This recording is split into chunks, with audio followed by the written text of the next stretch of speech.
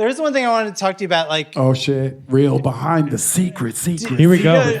Do you think, like, because I've been getting into like anime lately, and like.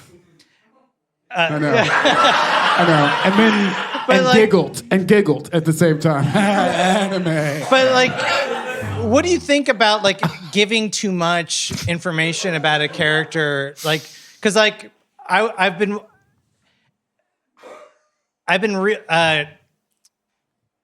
Tired? I've been tired. But what do you think about this? Like, I think just, it's a terrible idea.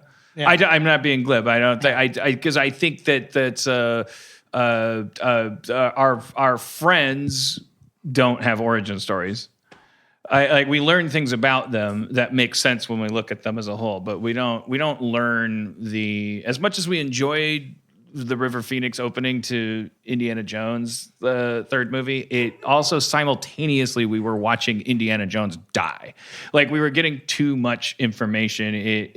That's how I feel about that stuff. When I was watching season 3, episode 1, what I was feeling is that because there had been so much talk about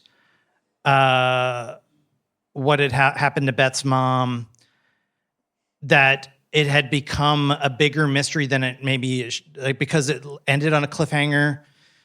To me, like when episode 3 or season 3 came out, episode 1, and you're like, it's all about Szechuan sauce, which I thought was hilarious.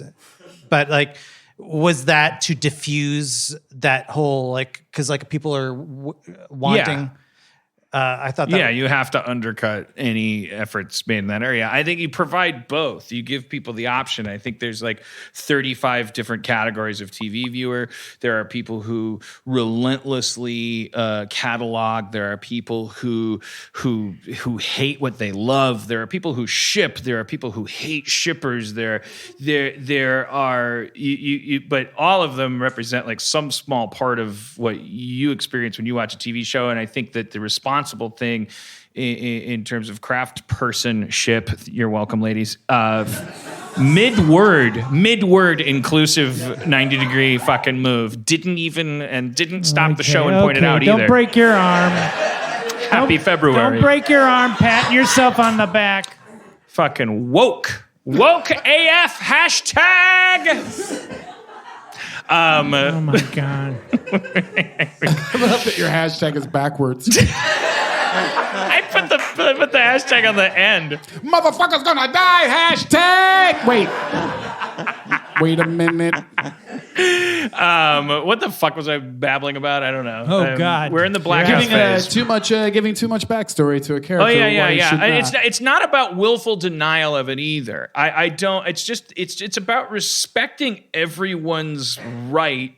Right is a strong word because I hate everyone and they don't have rights to material. But well, you've said this before. And maybe I've read this other place in other books I've read about writing. It's like start the story as far into the story as and let it be Doctor Who, which Doctor Who evolved naturally, but they accidentally found what I think is the way to survive post Golden Age TV with a franchise, a modular franchise. Now look, serial TV is great. I love Russian Doll. I love it all. I love that Groundhog Day is a genre now. It's fine.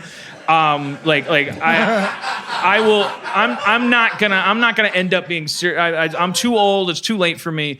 Like modularity is like that feeling of like, that's my family. I can come home to them anytime I want. They're always there. Aunt Jackie's always a fucking drunk. Maybe there could be an episode where she's not a drunk.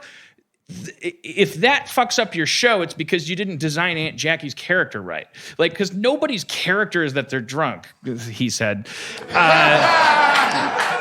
Whatever, but like you triggered a thing that could make me talk for 3 hours. I actually want to talk. What do you think? Because I think like one of the greatest black holes of drama right now is the mystery box theory of storytelling, where you keep teasing the audience, and then you at the end it's just a bigger mystery. It's kind of like Lost. it's lost. Yeah, but that we see where that goes. I Yeah. think that's like painting yourself in a corner. There's a tweaked version of Mystery Box, which is Mystery Buffet, or where you keep opening it up more and more. You keep giving people more and more options. You never deny anything. The first rule is that if it's canon, it's canon. You don't move back on it. You never say, well, you perceived that wrong. We didn't, you just keep adding more things. You're like you're hosting a party. You go like, hey, who wants to get high? They just invented ketamine. So I have it now. Like you always stay on top of everything, and just like there's a room in every house for every type of person. There's a room in your party for people who hate parties. That's when that's if you're a good host. Yep. Like there's just plants and a dog in here, man. Just relax. Like I hate everyone else too. That's cool. Like, and yeah, so like there's no like this is gonna pay off one day. Like I would hate to make that promise. Hang on, everybody. Ooh, there's the one-armed man again. It's gonna definitely hang on. That's why you should enjoy the show. You don't want to cross that threshold of like, this is why. Seems like it's a little disingenuous. It's its own trick, which is to trick people. I think when people sit down and they want to hear a story, they want to hear a story, and they want you to go from A to B. If you go, but I feel like that's like the equivalent of throwing sand in a fight. Yeah. Like I feel like when broadcast television started competing with cable television, that's when serialization and cliffhangers started happening. That's when event television started happening. And there's good stories that emerge from it. But overall, it's like, Likewise. How can I compete with American Idol if I'm just Knight Rider? Well, the answer is Knight Rider has to go, I just committed incest with to be continued. It's like you have to tune in. You have to. We're not even going to finish making television until you tune in, which I think is like not. But I think like Breaking Bad did it like really well. Like that's like that to me was like binge TV before Netflix made it a thing. I hated the ending. Well, I mean, I would say like shows. I guess it's. I like shows that in the finale of that season they kind of tie up the mysteries, like the Wire. Like when you get to the end, it's like that's the season. Right. Like you feel nourished. Like that's the story, and if it goes down, it feels good. I like that. Like both Law and Order and X-Files, where they intersect, is that both shows delineated between mythology energy and modular energy. So Law and Order was the extreme of it because it's like they don't want to lose a single viewer to the idea that you have to know who these people are. So they just let you get addicted to Jerry Orbach. Like, of course you should. What is a character? He's a raincoat. He's an eyebrow. He give the actor some credit. Yeah. Like that's who they're going to fall in love with. So just let him write your stories. You're a writer. Like give these people something to do so that if you watch one episode, it's like smoking a crack rock, which is yes, connected to all other crack rocks, but not necessary to smoke that crack rock before that crack rock. That's the difference. It's like crack is the goal. So, and I love, like, I always want, like, I watch Law and Order and Syndication on TBS, and I was like, I got so fucking hooked after like 5 of them, and I'm just like, God damn, I love Jerry Orbach. God damn, I love this and that. And like never anything, no plot, nothing except for the one self-contained plot of the homicide that happened and the solving of it. And then at the end of the season, the lieutenant, like Jerry Orbach's like, I guess that crowbar murderer found out not to pry, and I made it up. That's not that, but You made that up? And it's like, and then the lieutenant like stops him as he's about to leave the doorway. He goes like, "Hey," and he turns around and she goes, "How's the drinking going?" And he goes, "One day at a time." And then he walks out, Dick Wolf. Yep. That was an entire season. Yeah. That was all you learned about Jerry Orbach. Unless you like, but then it like makes you go, you gobble it up. Sorry, I'm babbling. Whatever. We should. No. It's a good point. But X-Files did a similar thing with the Smoking Man stuff, where it was like if they had been able to hold that line, which I'm not, it's like just that idea of like, every time it's like all we wanted was give me more about Smoking Man and what happened to Fox's sister and all this stuff. And it's like, how could they ever resist like giving us more and more of that? But every time they gave you more of that, you're losing something. It's like ballast or something. And it's like, you want to like keep that shit up there.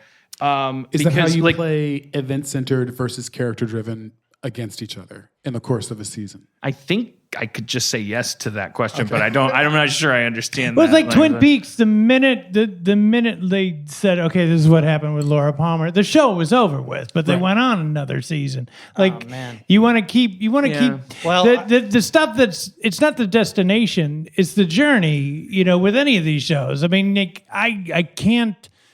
You want to entertain that fantasy that you can do something else, but that's why I was obsessive. That was my big rift with Sony for the 3 years it took to fire me on Community, was that I was like, yes, this is a great show. Yes, my goal is to make it fucking amazing in a way that would make you want to watch 1,000 episodes of it.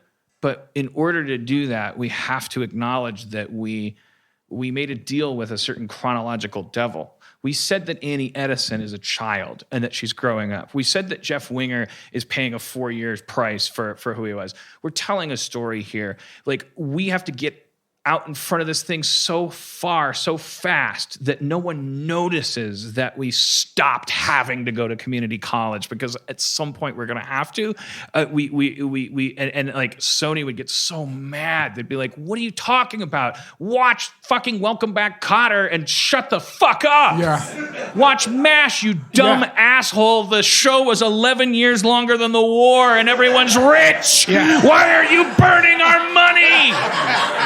Stop making television for Reddit." Hilarious. And I was like, it's not going to work, man. We're not going to be able to say it's Halloween for the 90th time in a row. And Allison Bree's like, the forbidden fruit again. Like, it's a 4 year story, but anyway, I'm sorry, guys. Like, let's get out of here. You triggered fucking your Vietnam vet dad.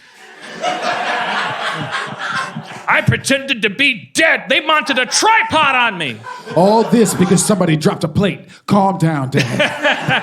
Wysol, hot streets. Every mystery that is introduced will get revealed by the end of the season. Remember when you will not be tricked. The history of television, someone will note that like NBC like peaked at this point where it was like, remember they literally had a show called The Event?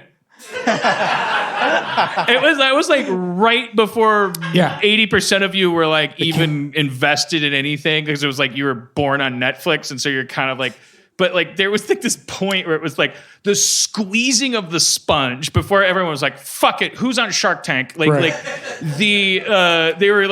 greenlighting these crazy series because it was like the idea of event television. And that's someone at NBC, God bless their sincere dopey heart, was just like, well then literally let's just make a show called The Event. And there's like, if you where Google, like the YouTube, the commercials, because they had this like whole teaser campaign where the teaser campaign was them explaining to you what the show wasn't, because it was about payoff. So they would go, the president getting assassinated is not the event.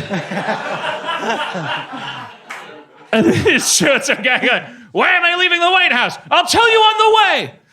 The concert exploding is not the event. You were supposed to tune into the show to find out what the event was. Yeah. Television reduced to breakfast cereal. What was the event? What was the event was its fucking cancellation after 6 episodes. Yeah. The event was a lot of guys that work a lot less harder than I do getting a lot more money. Oh. I don't want to be bitter. They smack this kid at a backyard barbecue, and it's told... The slap! Yeah, and it's told... The slap. The slap is the event. Yeah. It's told from everybody's point of view. You will find out whether or not Betty is ugly.